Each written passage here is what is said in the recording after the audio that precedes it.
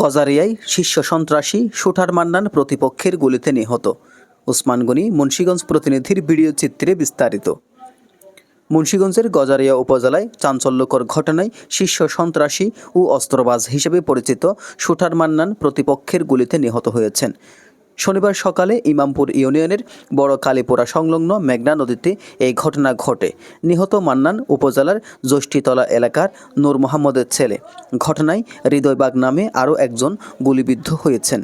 স্থানীয় সূত্র ও প্রত্যক্ষদর্শীরা জানান, সকালে বড় কালীপুরা এলাকায় মেঘনা নদীতে একটি স্পিডবোটে 7 জন সশস্ত্র যুবককে টহল দিতে দেখা যায়। কিছু সময় পর মান্নান ও হৃদয়বাগসহ 7 জন একটি ইঞ্জিন চালিত ট্রলারে করে নদীতে গেলে বিপরীত দিক থেকে আরেকটি ট্রলারে থাকা 15 থেকে 16 জন সশস্ত্র ব্যক্তি তাদের ধাওয়া করে। তারা অস্ত্র, হেলমেট ও জ্যাকেট পরিহিত ছিল। এই সময় নদীতে প্রায় 20 থেকে 25 রাউন্ড গুলিবর্ষণের শব্দ শোনা যায়। গোলাগুলির এক পর্যায়ে শুটার মান্নান গুলিবিদ্ধ হয়ে ট্রলারের উপর প্রাণ হারান।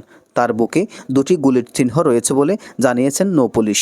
এই ঘটনায় গুলিবিদ্ধ হৃদয়বাগসহ বাকিরা নদীতে ঝাঁপ দিয়ে প্রাণ রক্ষা করেন। পরে হামলাকারীরা চাঁদপুর অভিমুখে পালিয়ে যায়।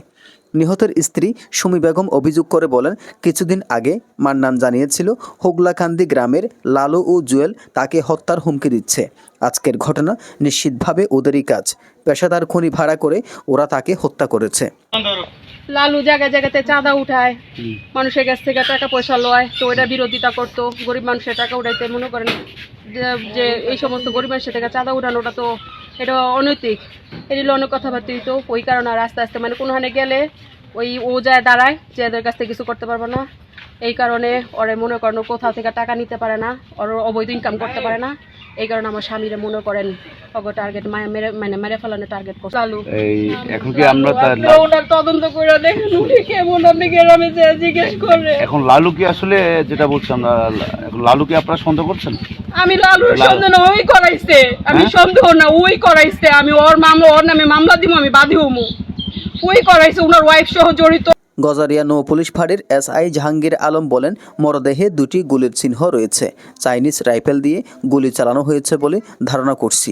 ঘটনাস্থল থেকে একটি গুলির খোসা উদ্ধার করা হয়েছে।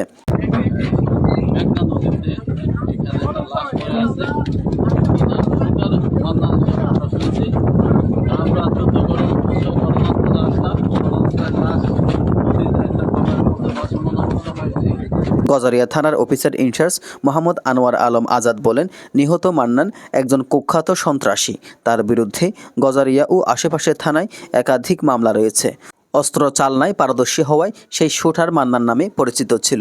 স্থানীয়দের ধারণা, গজারিয়ায় দীর্ঘদিন ধরে চলা বালুমহল নিয়ন্ত্রণ, নদীতে চাঁদাবাজি ও আধিপত্য বিস্তার নিয়ে এই রক্তাক্ত সংঘর্ষ ও হত্যাকাণ্ড ঘটেছে। পুলিশ ঘটনার তদন্ত শুরু করেছে এবং অপরাধীদের গ্রেপ্তারের অভিযান চালাচ্ছে। এজান নিজামুদ্দিন, ডেস্ক রিপোর্ট।